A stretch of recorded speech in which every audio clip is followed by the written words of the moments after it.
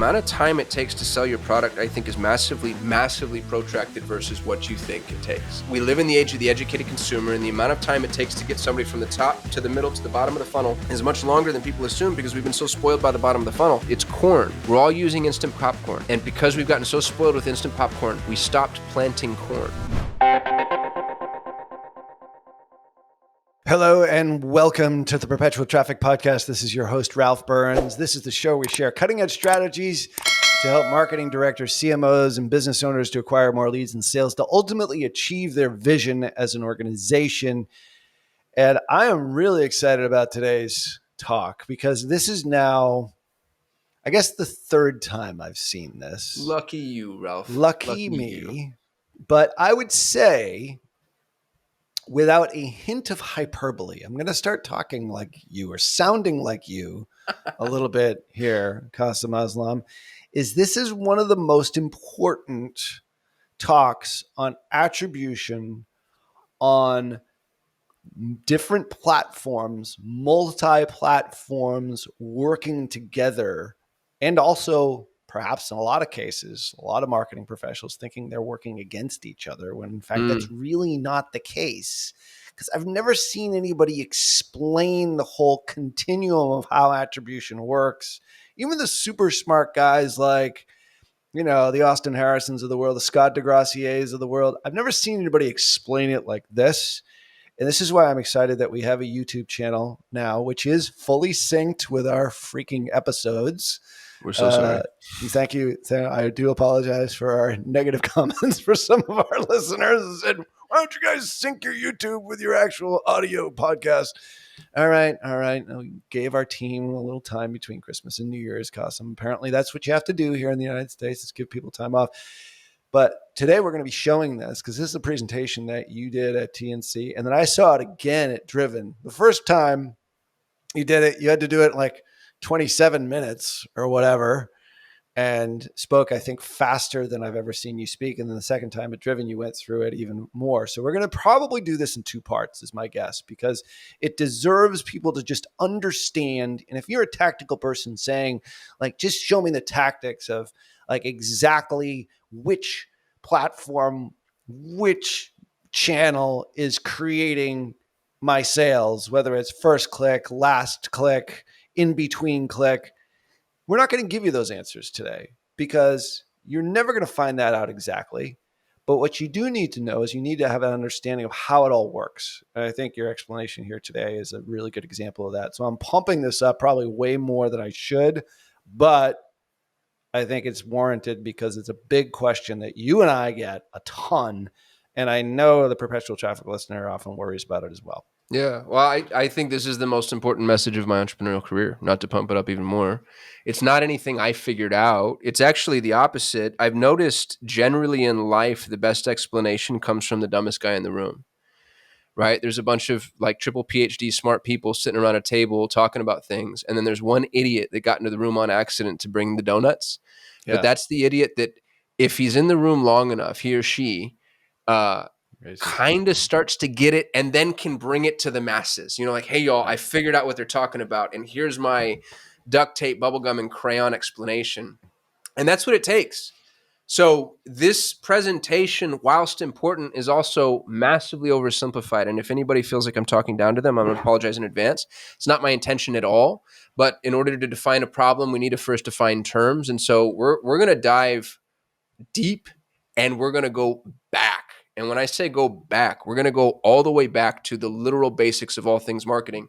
And I'm going to do my best to explain what I think is wrong with not just the world of traffic, but it's really wrong with the way that we approach traffic. And this is a global truth.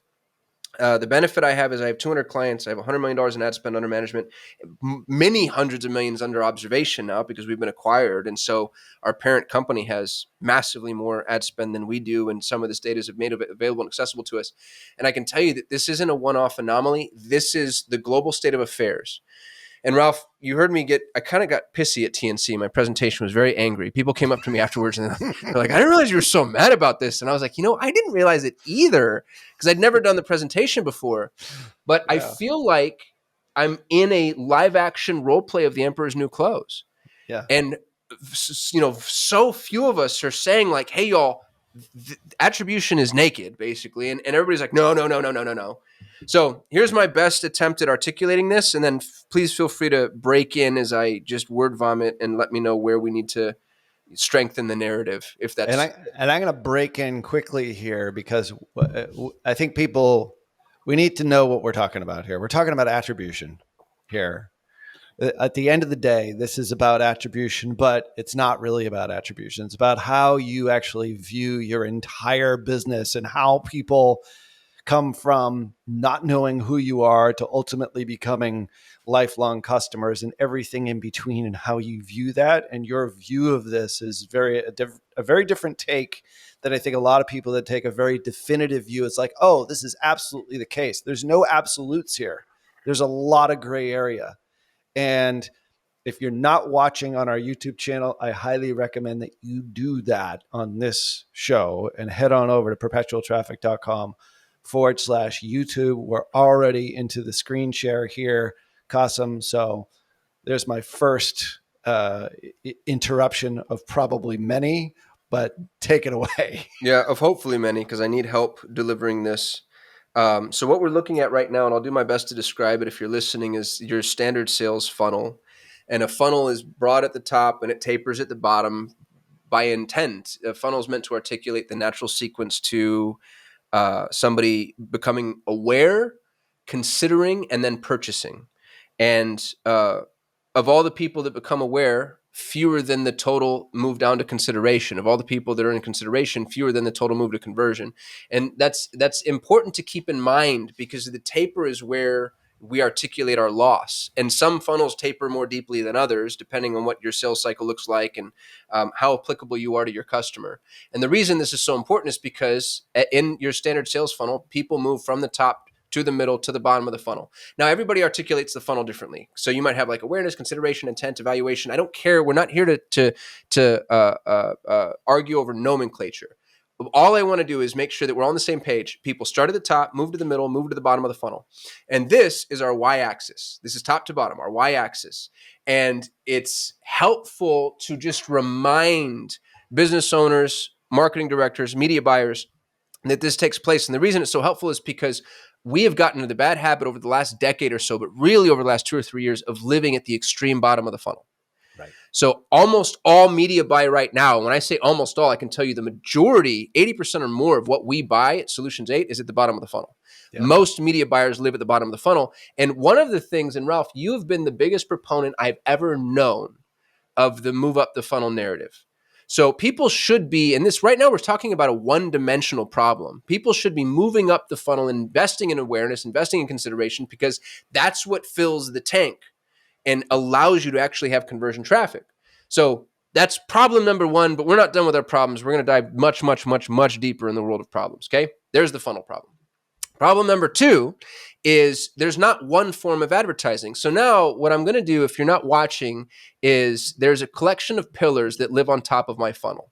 And the pillars move from left to right. And the pillars are representative of every single possible advertising channel in existence. And you don't have to know what they are, because they're different for every business. It might be radio, television, newspaper, direct mail, bandit signs, door knockers, cold email, LinkedIn outreach, Google ads, Facebook ads, YouTube, Meta, Pinterest, TikTok, whatever. Who cares? From the left to the right, it goes from opaque to more solid in color. And on the left is impression, on the right is click. On the left is you heard, you saw, you experienced, you drove by. And then as you move from the left to the right, you move from impression-based to click-based. And it's not a binary, things aren't impression or click, because sometimes they kind of tend to overlap and they tend to interact. And so what we want to do is just establish the fact that there's a spectrum in advertising. Radio is a really good example of this. Nobody's ever clicked on a radio ad that I know of, Ralph. I'd love to be corrected on this.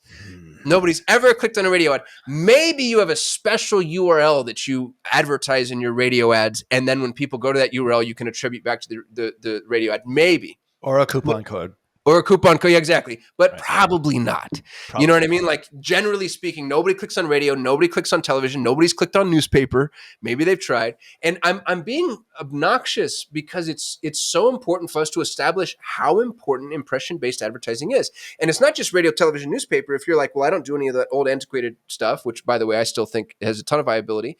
Direct 100%. mail, super viable. Programmatic, display, outbound, most video advertising. Billboards. Billboards, yes. So most advertising, adjusted for margin of error, will say all advertising is actually impression based. Very, very, very, very little advertising is click based. This is our x axis. Y axis, the funnel. People move from the top to the middle to the bottom of the funnel, and advertisers live at the extreme bottom. And now our x axis is every single possible advertising channel in existence moving on a spectrum from impression to click. Now, the problem gets deeper. Here's what we think happens. People think that, and if you're not watching, I'm going to do my best to describe this. Imagine that you're now looking at a grid, okay? So you have your X and your Y axis, and you think that people move naturally from the top of the funnel down to the bottom of the funnel, and they move naturally from the left side to the right side. So they slowly become aware because they saw a brand building display ad, and then they're good customers and they follow all the orders that you indicate. And so the next thing is they listen to a commercial spot on your podcast, and then they move further down the funnel and they ended up seeing a buying guide infographic that you had on Pinterest, and then they move further down the funnel and they found you organically in a blog post, and then they move further down the funnel and they saw your YouTube product demo, and then they move further down the funnel and they saw a Facebook remarketing ad, and then they move further down the funnel and on a Google branded search ad they bought. That's 7 impressions. The issue, though, 7, which is, by the way, that's the lie that everybody's told. It takes 7 impressions before somebody catalyzes a purchase. The real number comes from Google, and the real number isn't a number, it's a spectrum. Google did a multivariate, multi-year study across hundreds of thousands of different industries, purchases, customers, etc. And what they found was it takes 20 impressions, 20 touches to catalyze the purchase of a candy bar, and 500 to catalyze the purchase of an airline ticket. Now, and over 500, they just stopped counting because it got insane. So, if you're selling, I have a client or had a client that sold rugged LCD displays to military industrial complex. So like if, Lockheed Martin is building the next F-16, these guys are selling them. You can't put an iPad in an F-16, right? It has to be like mil-spec, nuclear resistant, whatever. I promise you that's a more complex sale than an airline ticket. And it probably took hundreds of thousands of impressions. More than 500. Right. So that's what you have to ask yourself. Is the Definitely thing that I'm more selling than 7? Definitely more than, dude, a candy bar is 20. A candy bar is 20, Ralph, and we're still living off this 7 impression paradigm. So the question you ask yourself is what I sell more complex than a candy bar? If yes, is it more complex than an airline ticket? And maybe not. Google Ads, I think, is more complex than an airline ticket, but, I don't know. Blue light blocking glasses maybe are about the same, pari passu. A phone case is halfway between a candy bar and, you go figure out where you are on this 20 to 500 spectrum. But the point is, here's what really happens. So again, if you're watching on YouTube, this is where the graphic starts to make far more sense. The first and most important thing is, in the world of impression-based advertising, it doesn't stop based off of where the customer is in the funnel, because it can't. And this is a critical piece to understand. If you're running, for instance, banner ads, programmatic display, outbound advertising, as your customer moves from the top to the middle to the bottom, there's no way for you to exclude customers based off of intent, by virtue of the fact that this is outbound display and we can't necessarily track who's engaging and in what context. And the reason this is so important is because my question to you, Mr. Data-Driven Marketer, Mr. and Mrs. Data-Driven Marketer, is at what point does this outbound display stop having an impact on their buying decision? And the answer is you'll never know. You will never know. You cannot. It's impossible.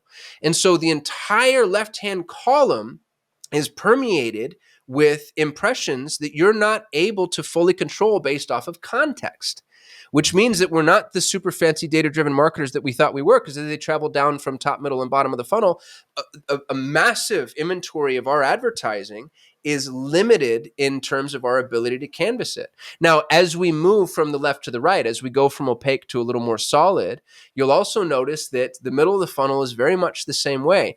Even in instances where you can potentially track user engagement, that engagement isn't available to you in perpetuity because of privacy first, GDPR, first party death of cookies, iOS 14, blah, blah, blah, blah, blah, blah, blah. The tracking that we do have is flawed. And so what I've tried to visually articulate here, and I don't actually have 500 dots on the screen because I got tired of playing copy paste, and I do all my own graphic design, by the way, Ralph. I know that's shocking to you. I know that Yeah. given how good this Well, is, it you'd shows. assume. Yeah. Yeah, this is an art project here for me. But what you're looking at is it's spaghetti, it's vomit, it's impression vomit, and it's limited only to what this hypothetical brand is using in terms of the advertising channels that they've chosen to utilize. And it's a mess. It's an absolute train wreck. And here's where it gets even worse. Is I have shown you the x-axis is the spectrum of advertising channels. The y-axis is the funnel from top to bottom. What I couldn't visually articulate, and what Ralph has coached me on how to do maybe later, is there's a z-axis. This gets three-dimensional, and the z-axis is time. Time, which now take this little two-dimensional graph and turn it into a three-dimensional Rubik's Cube, and realize that as time moves forward, every one of these impressions atrophies and then disappears over time if you could see it in the first place. Right. And the odds of you seeing it in the first place are very, very, very, very, very, very, very, very, very slim. So here's the question I have for everybody who's listening or watching. And this is, again, if you go to the YouTube channel, I think this is where the biggest impact is going to be made. But of everything that I just showed you and the gobbledygook of all those little dots strewn across the page, how much of it can you actually see? This is everything that happened in this hypothetical scenario. And here's how much we can maybe see, maybe. And this is a fraction of what's taking place. What you see on the screen is everything's blacked out effectively because you can see no impression-based advertising whatsoever. The best that any attribution software can do is what's called modeling. And we all know what that means. It means lying with data. And then even in the middle of the funnel, what you can see is limited to your ability of capturing first-party data and properly attributing it, which most advertisers are not doing, even the most sophisticated. And I know that for a fact because it's what I do for a living.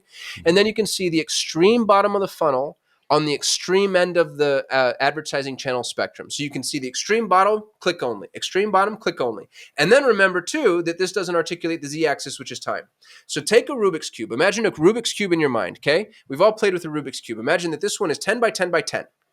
What you can see is the bottom right-hand cube, and that's it. You can see in a 10 by 10 by 10 cube, you can see one cube of 1,000. And that is it. That's all you've got. And yet we're making all of these super strong strategic decisions based off of the data that's being offered. And now I'm going to zoom in. In the presentation, I zoom in to the bottom right-hand corner, which is just Facebook and Google. And the reason we're going to zoom in is because this is the data that we can actually control. Right. And in the first half of the presentation, I'm going to offer you very specific, very real data-driven examples of how this goes catastrophically wrong for real clients right now today. And I have lost clients because of this, Ralph. I've lost clients in trying to articulate this model and this method, and then they fight me on it, which is insane. So zooming in, here is a real client, real attribution.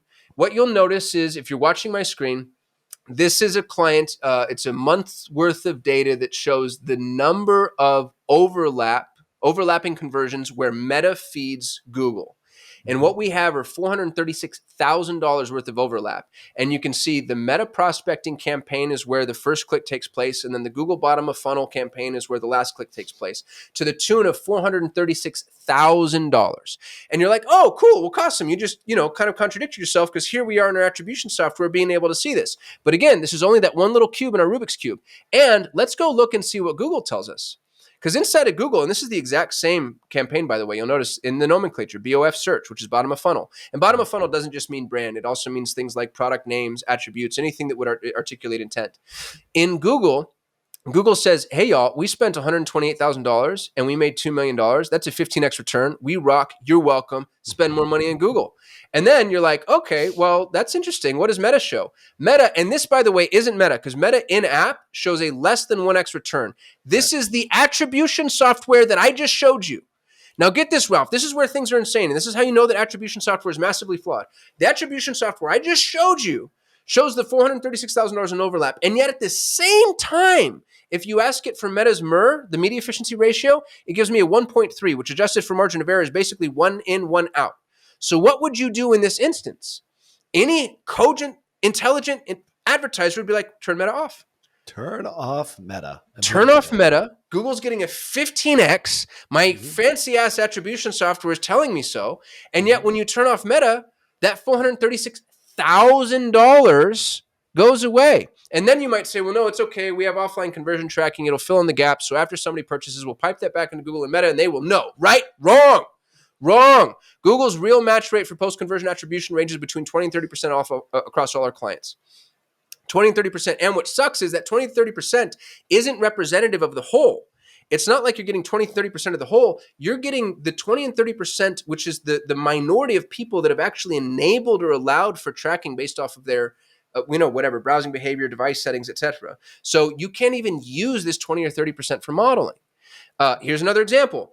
Google in Northbeam is showing a 13x return in this particular campaign. Okay, so I put $1 in, I get $13 out. I want to do that every time you're possibly going to let me. Facebook is showing a 0.52x return. This is in Northbeam. This is in my fancy, super expensive attribution software, of which I'm an investor and advisor. Okay, I'm a believer in Northbeam, and as much as I can be a believer in any other attribution tool. So I'm not even believing Google and Facebook's in-app metrics. I'm using Northbeam. I'm using attribution. Facebook shows me a 0.52. So what do? I turn Facebook off. Guess what happens when we turn Facebook off? Campaign It dies. And shits the bed. dude, you know what's horrible about this? This is the other problem, is all advertisers think in 30 days, 30-day epochs. It didn't die in 30 days. It took something like 7 months.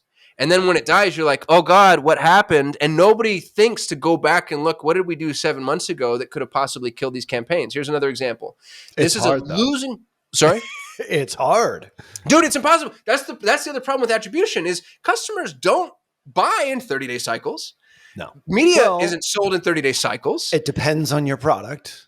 Like maybe if you're selling a candy bar, maybe. Okay. I don't know, dude. I mean, if you're selling like birth control pills, but otherwise, who is like, oh, it's the 7th. I got to buy my monthly candy bar today. Like it's such an arbitrary timeline, and yet we're making these changes. Toilet repair. There you go. No, all right. I don't know. I don't know. It's just that's got to be within 30 days. But the point is yes, the Z axis, right, which is your time here, it varies so much so. And you can't even say, hey, I have a higher consideration purchase. I want to buy an F-15. I want to buy an attack helicopter. I want to buy an attack helicopter. Chances are probably, first off, you can't buy it. But the second thing is you're not going to buy it, make a decision in a 30-day window.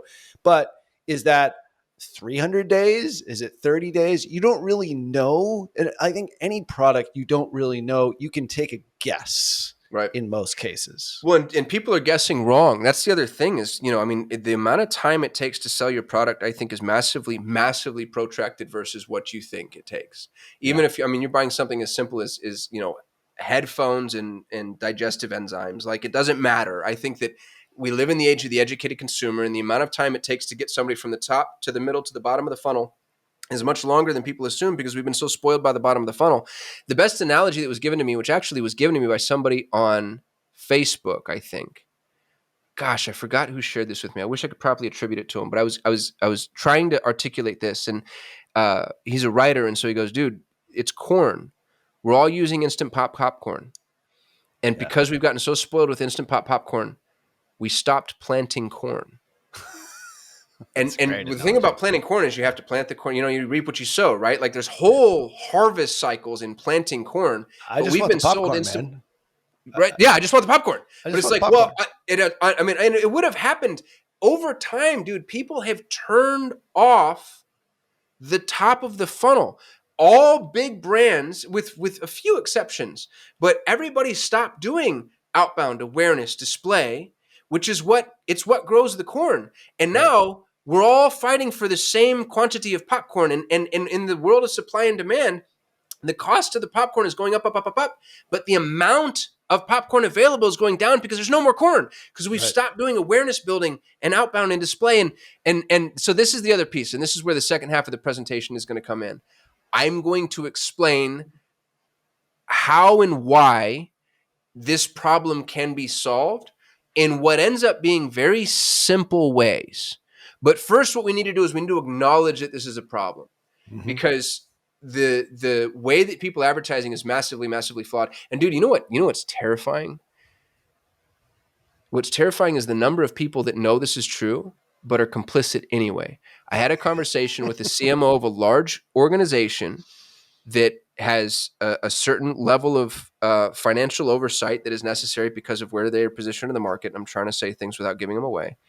And he knows. I'm like, dude, you can't trust any of these in-app metrics. And he goes, yeah, but I can't sell your story to the board. What am I going to do? Go to the board of this massive company and say, yeah, these trillion-dollar companies are lying, It's but true. this homeless-looking idiot that we have hired to run our media, he can show you that what the truth, right? Mm-hmm. He goes, I'll lose my job. So Mm-hmm. between telling the truth and losing my job, I choose keeping my job, and I'm truncating the conversation pretty significantly.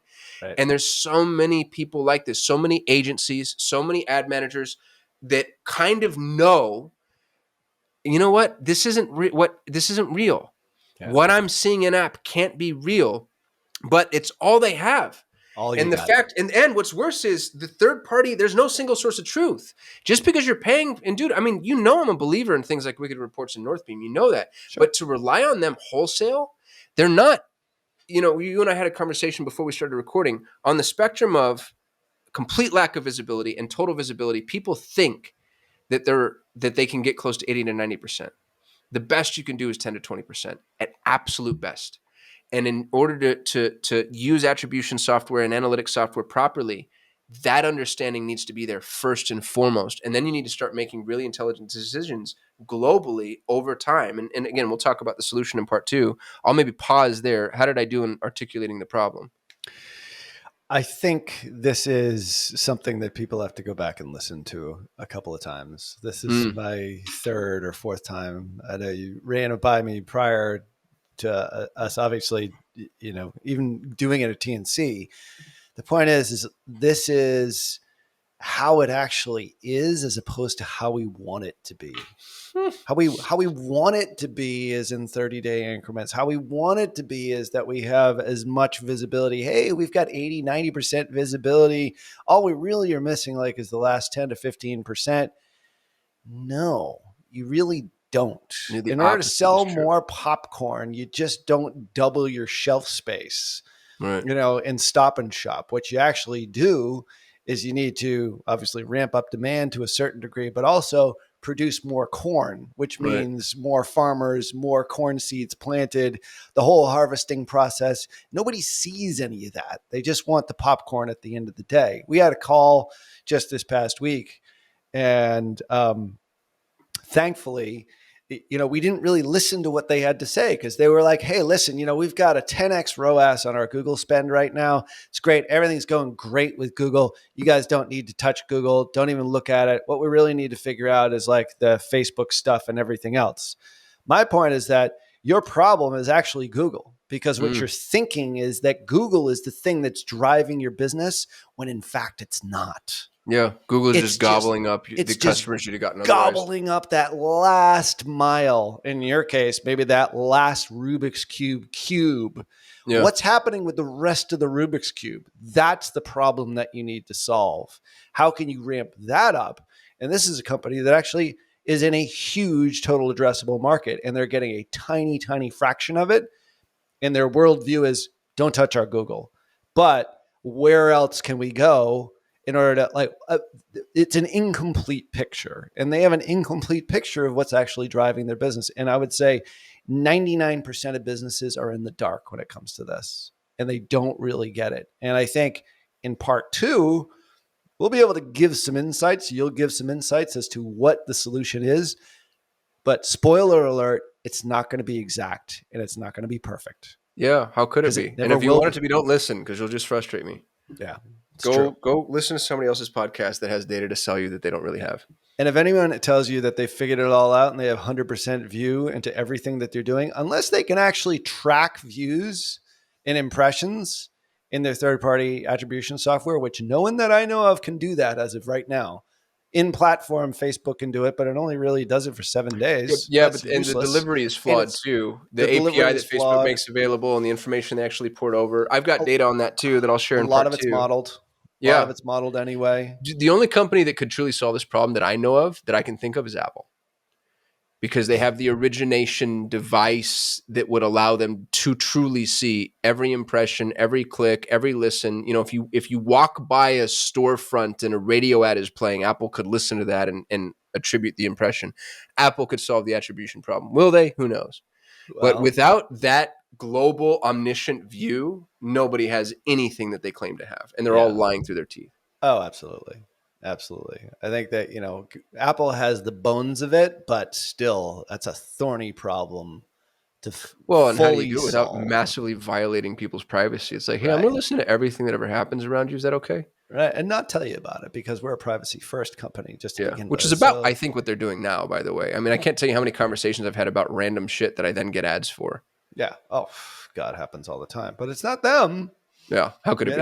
Well, it's not the app or Google or Facebook. It's Apple using the data inside the microphone on your phone, selling that to a third party, and then selling that to the ad platform. It's really Yeah. where it is. But we've talked about that here before. So, pretty excited for part 2 on this because I think the denouement of the entire Kasim thought process here is pretty groundbreaking, and pretty excited to have you presenting it here.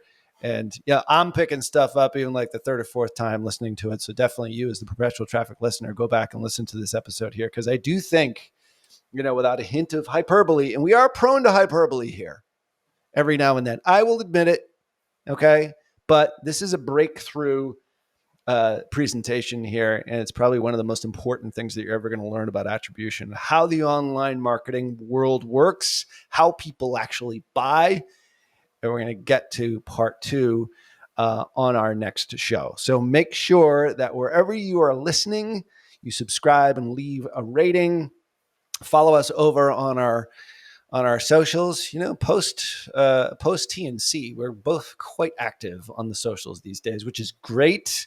So you can definitely connect there and get more information on a lot of the stuff that we talk about here on the show. Follow me certainly on LinkedIn. It's one of the big areas that I focus on. Kasim on all the socials at Kasim Aslam. Go back and listen to previous episodes. And of course, because this is a highly visual episode, make sure that you do watch it over on perpetualtraffic.com/YouTube. Make sure you subscribe to our YouTube channel so you don't miss anything there. All resources and show notes that we mentioned here today, as well as on part 2, are over at perpetualtraffic.com. So on behalf of my amazing co-host, Kasim Aslam, Peace. until next show, part 2, we'll see you then.